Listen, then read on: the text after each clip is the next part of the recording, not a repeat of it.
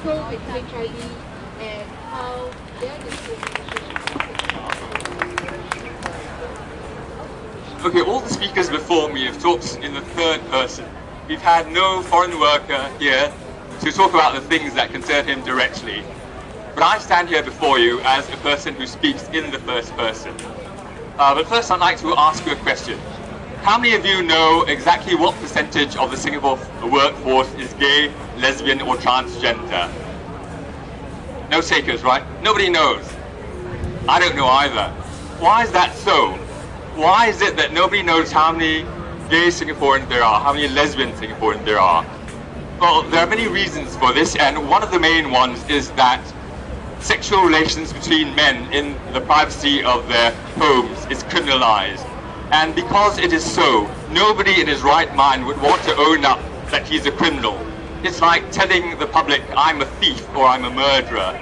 So a lot of discrimination against gay and lesbian and transgender Singaporeans stems from this cause. But the gay and lesbian community is largely a hidden one. How many of you have got colleagues whom you know for sure are gay? Oh good, there are a few of you. Well, these are very brave people to have come out to you. Either that or you're very tolerant to be able to accept them for what they are.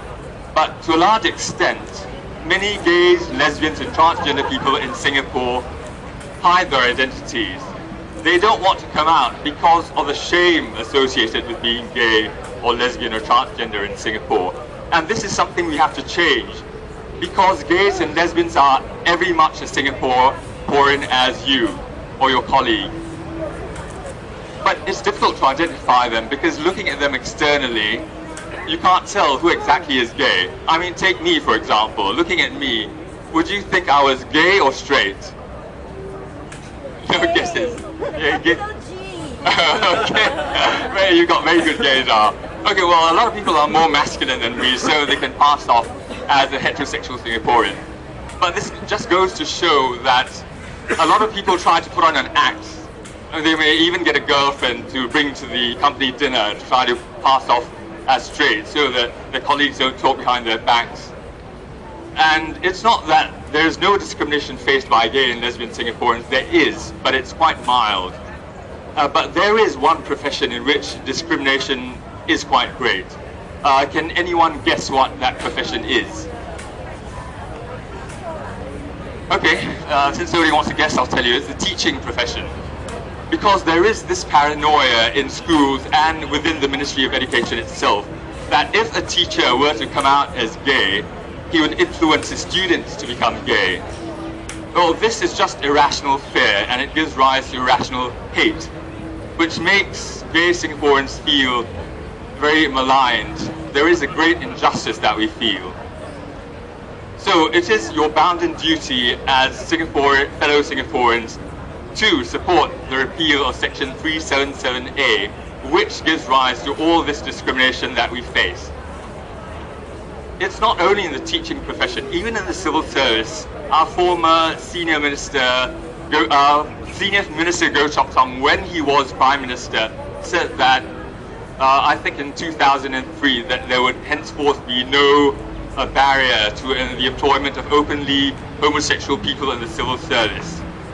But that was felt to be mainly lip service, because a study done by a Singaporean doctorate student at the University of Illinois, Chris Tan, showed that that policy, mouthed orally, was not actually implemented, and that there is a glass ceiling to the rise of gay employees in the civil service.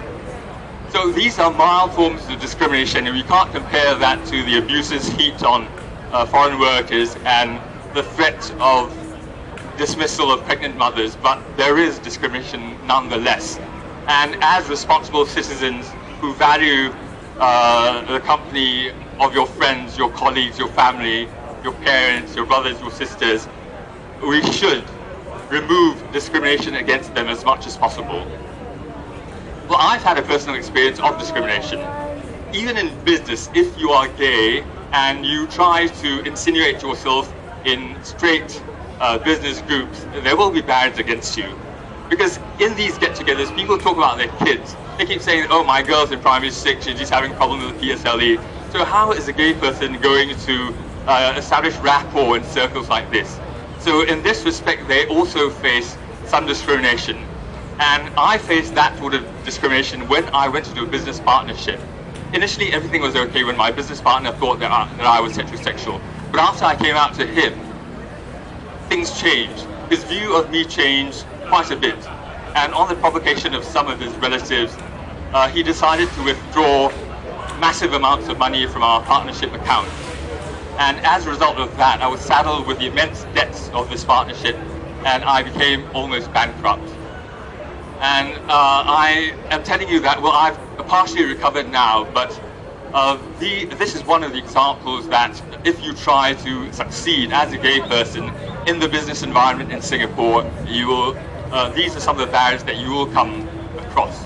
So to level the playing field, I think we should all, as a matter of principle, and as responsible, decent human beings, support the repeal of a very unjust law that has been repealed in its country of origin itself. This law originated in the country of our former colonial masters in England, but it was repealed in England in 1961, or in the 60s, and it's also been repealed in other former Asian colonies like in Hong Kong.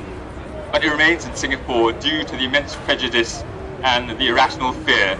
So it's in the interest of everyone, for the sake of fairness, for justice, for equality.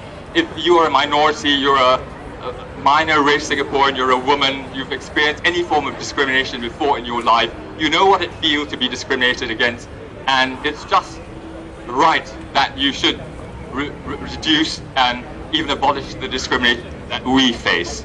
Thank you very much.